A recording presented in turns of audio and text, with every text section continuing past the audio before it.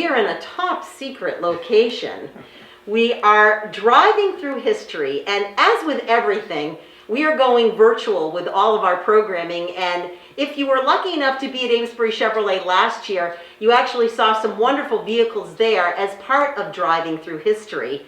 But right now we have a very special vehicle to share, and with us is the owner of the vehicle, but it's more than ownership. Your family made this car. Bart Bailey and John Mayer here, Executive Director of the Amesbury Carriage Museum. So Bart, can you tell me about this vehicle? It is just gorgeous. It's a 1911 Bailey Electric, manufactured in Amesbury by my family back in 1911. We manufactured an electric car from 1907 approximately to 1915.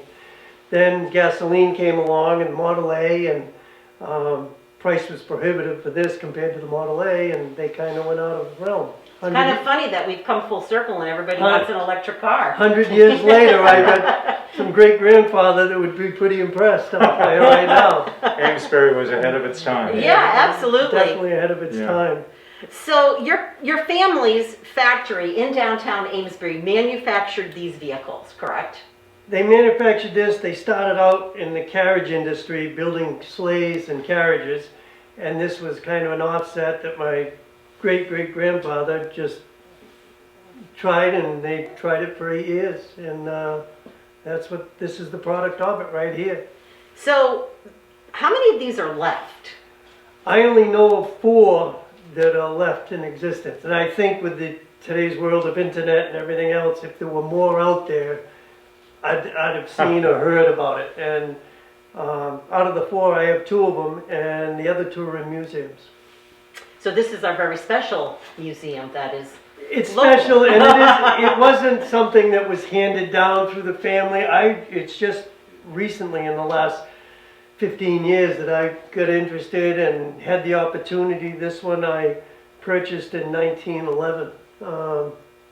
And the first car I got in 2008. I'm not 1911, 2011. 2011. And the first car I got in 2008.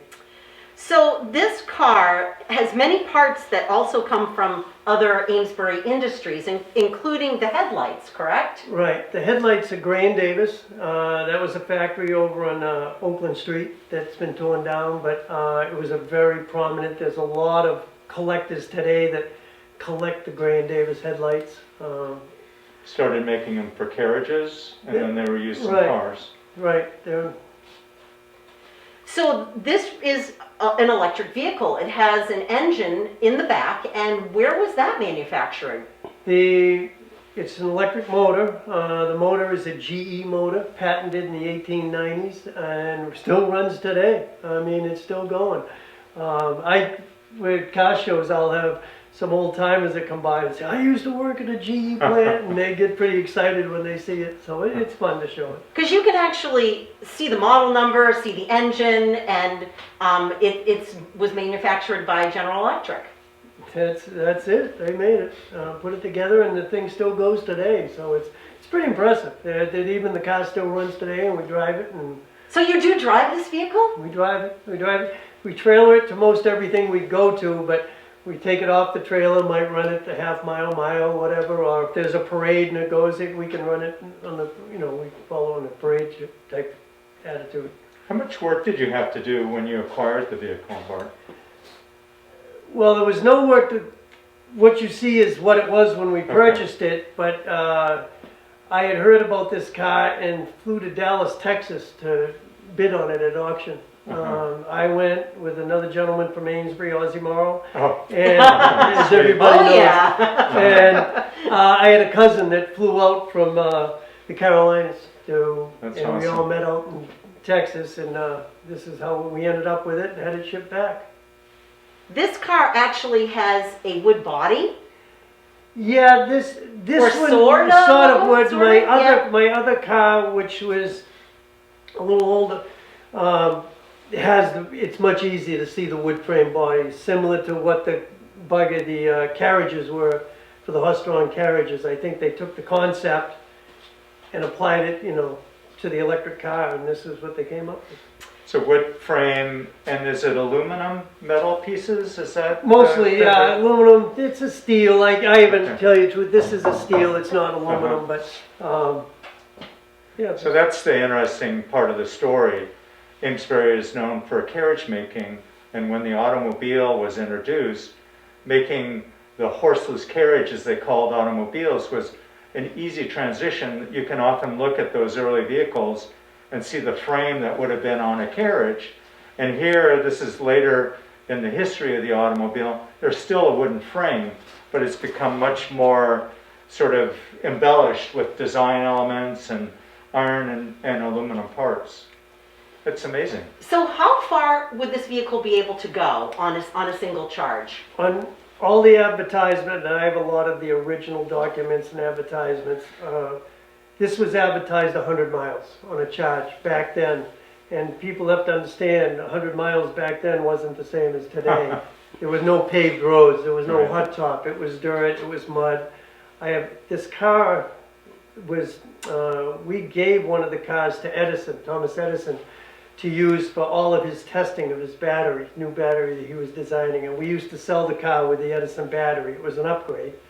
And that's how it, 100 miles. I have pictures of the car climb Mount Washington in 1910. Not this one or the No, other. that is amazing. I mean, again, really? there are a lot of electric cars today. I don't think that would make that 8-mile truck. There might be straight some up. regular cars that can't Yeah. make that truck So up I the have auto pictures of it on top of Mount Washington. Really? Yeah, not Wow. this particular one, but a picture of The same model of Same that. model. Yeah. So Yeah. can you tell me just a little bit about the mechanics of the vehicle? We know that it plugs in and it charges. So I see that on the steering wheel there's some gears and some notches and all that. There's no gas pedal. There is a brake pedal.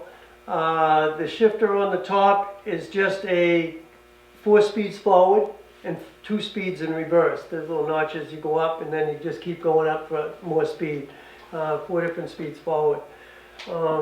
It was considered a woman's car back then because they could get in and just go. If everybody can remember the days of the Model A's when they first came out, you had to stand in front and crank the crank on the engine to get it to go, and you had to be careful it didn't kick back, or you could break an arm or whatever, where a woman could just jump in and drive this. So put it in here, whether it's forward or back, Yeah, and it yeah. just, It does it just goes. immediately start moving when It it's just in goes. here? As soon as Yeah. it goes to speed, you go up the next speed, you go to the next. How fast does it go? Like at the top speed? In all the testing they did with Edison, everything, they had all their average speed was 20 to 25 miles an hour. Okay. It's pretty good. That is pretty good. Yeah. So now, did the upholstery get redone, or is this house?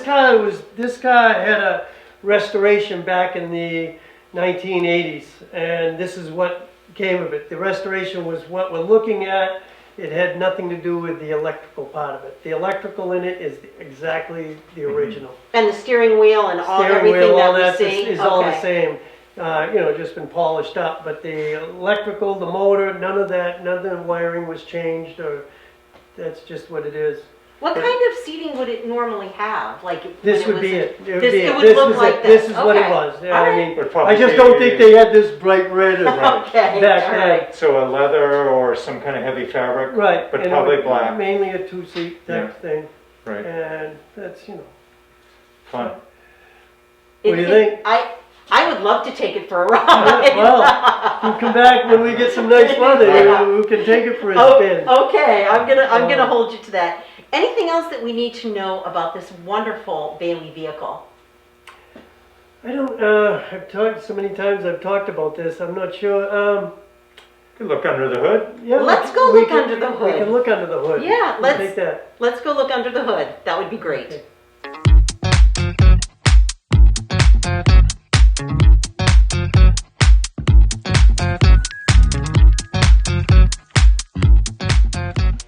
A different view of this wonderful electric car.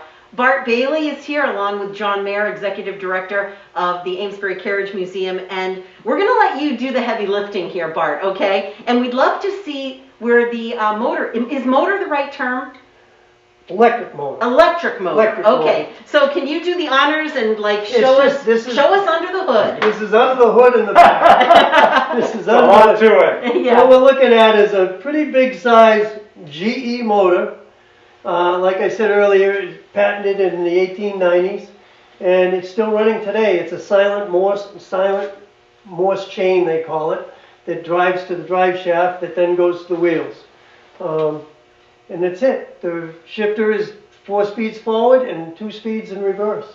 And is that pretty much the configuration that would have had originally? Yeah, some of the others were less speeds forward, 3 speeds forward, but this motor has a cover that's not on it. We're looking inside right now into the armature and the brushes. But that's it. I haven't done anything on maintenance on that. Really? That's amazing. It's still going. So that is amazing. Oil cups, you need to lubricate the motor, right? Yeah, just some oil cups, and we drive it so little that we haven't done a lot to it since we've had it. How many miles do you think you've put on it since you've owned it? Not a lot. Not a lot, okay. I mean, it's more getting on and off of trailers and moving it around, and we're trying not to, because the more you drive it, the more something. That's why I don't put a license plate on it and take it out and run it, because inevitably things are going to break, and then as they break, do you get it repaired, or is there just one more broken part? So we don't drive it a huge amount. So from the motor, the belt goes to a shaft that then transfers the power to a chain. The two drive chains on each wheel.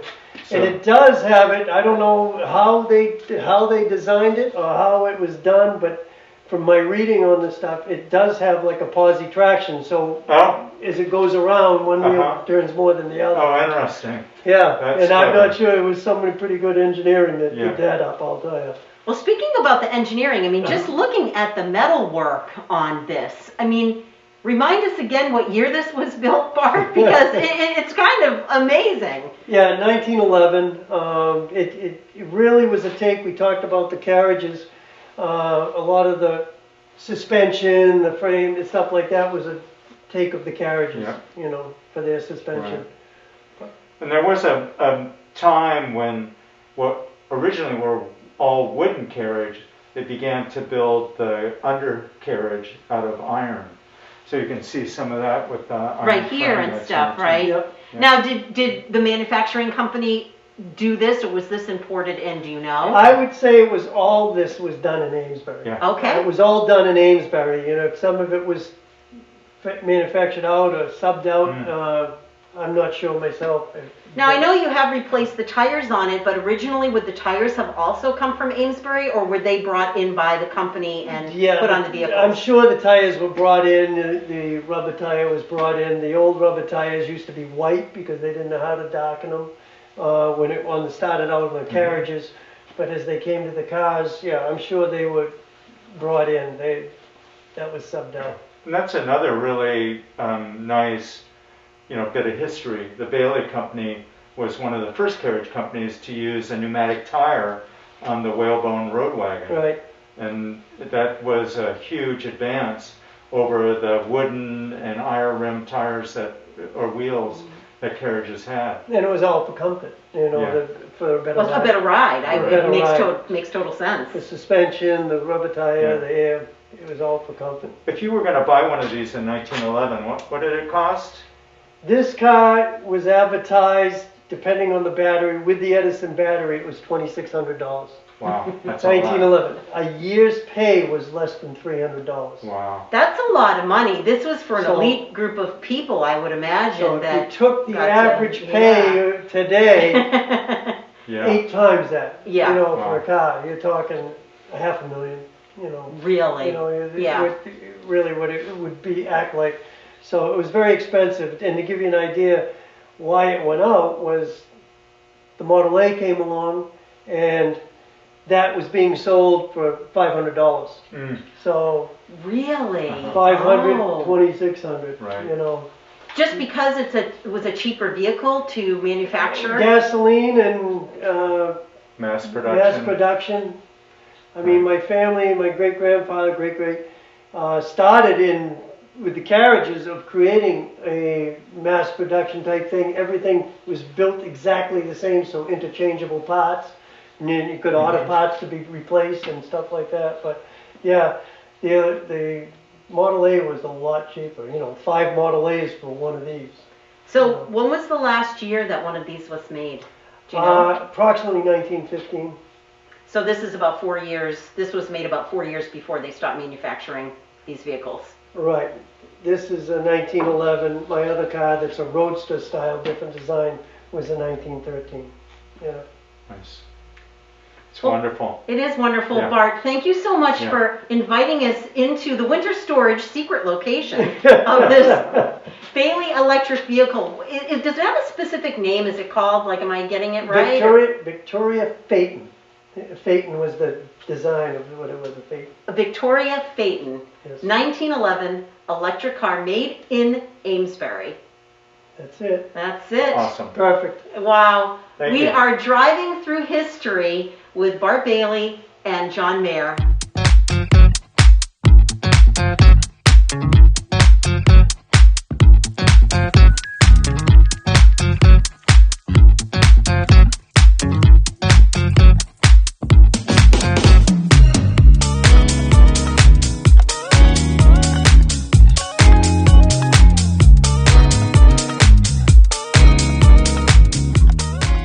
Thank you for trusting in me to get behind the steering wheel here. I promise not to touch anything, okay? It's like driving Miss Daisy.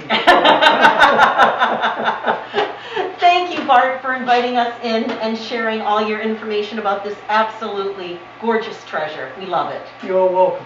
Thank you. And thank you for watching Driving Through History. I'm Meryl Goldsmith.